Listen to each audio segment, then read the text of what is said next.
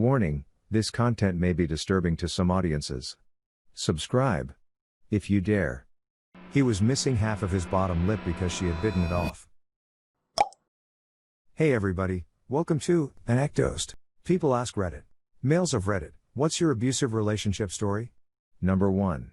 I'm not a guy, but I met one, Dad's coworker, almost 20 years ago who had recently left a physically abusive relationship he'd been in for 7 years.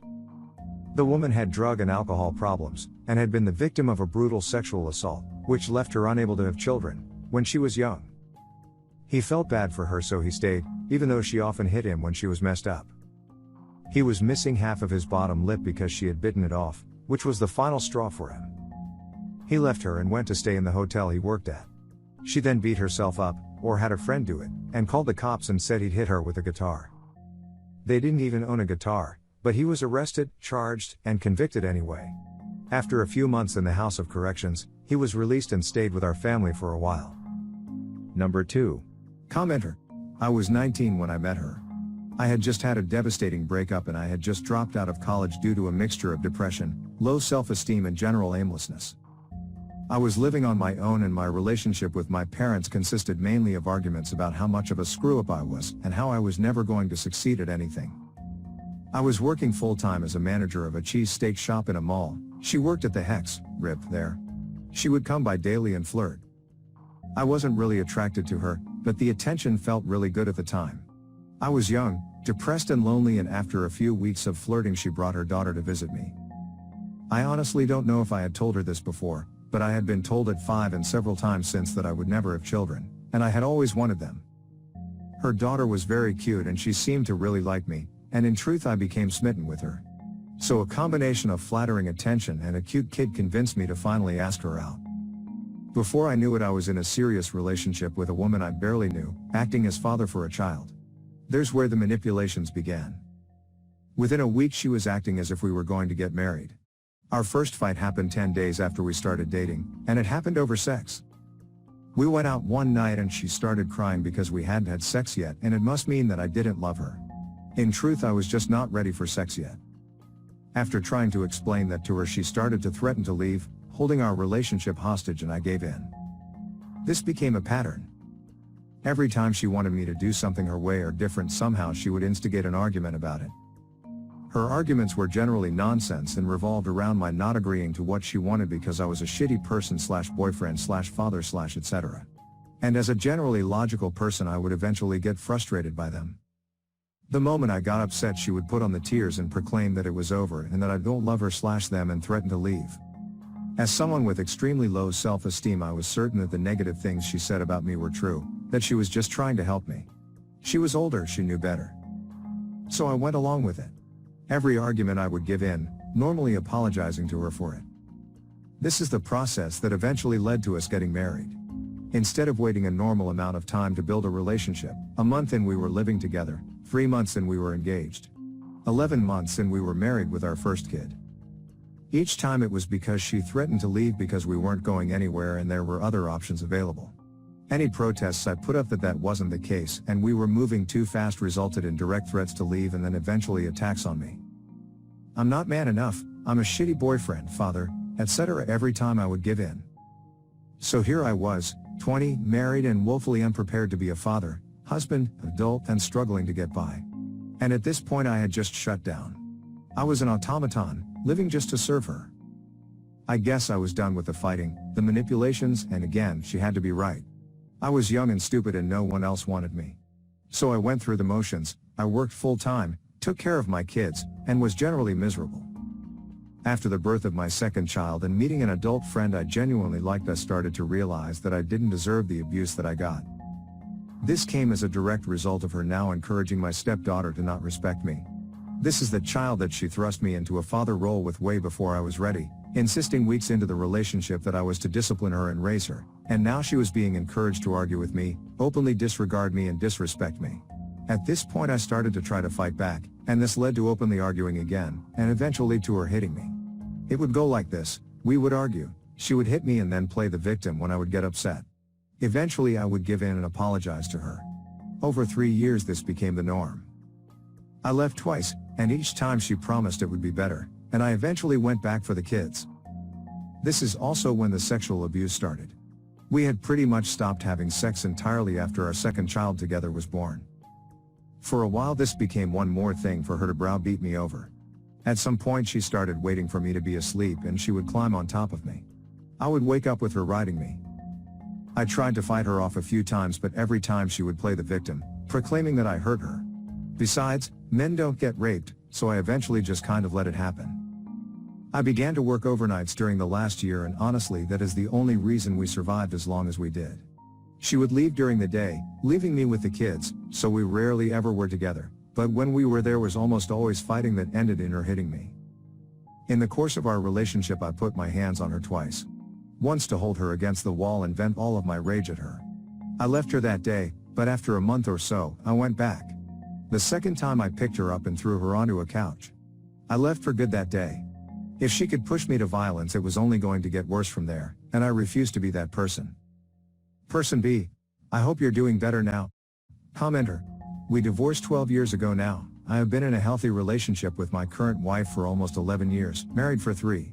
It took me years of therapy to be able to even accept that any of this was actually abuse. A large part of me still very much believed that I had deserved it all, that it was a problem with me, not her.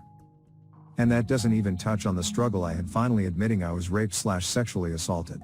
But lots of therapy and the love of a good woman, and I'm much better now. Number 3. Commenter. Oh boy. My ex mentally, emotionally and sexually abused me for over 2 years. She acted like we were in a relationship while she was messing around with 6+ other guys. She completely destroyed any little bit of self-esteem and self-confidence I had left. She drained me for all my mental, emotional and self-worth. Then she got bored and left. Then she came back pregnant 9 months later. I stepped up to be the father of the child because the father didn't want it. She lost it and blamed me. She promised me a happy relationship and then I would be the stepfather to her other son she had, and things were going great, seemingly perfect, until she got bored and left again. Then I had a mental breakdown a few months later because she did some more stuff and I completely irreversibly destroyed my life over it. I was nothing but a convenient sex toy and overglorified rebound. This is the story in a nutshell. Of course I'm glossing over a lot of abuse. These are the major things more or less. This is the story in a nutshell. Of course I'm glossing over a lot of abuse. These are the major things more or less. Person B. Oh goodness, that's awful. I'm so sorry you had to go through that. I hope you're doing better now. Commenter. Want to hear the best part? I still consider her the love of my life. I'm no longer in love with her, but I always will love her. I honestly don't want to constantly think about her every day like I do, ESP after she actually did destroy my life, but I can't help it. I really don't know why I do. Number 4. Not me, but an old friend of mine.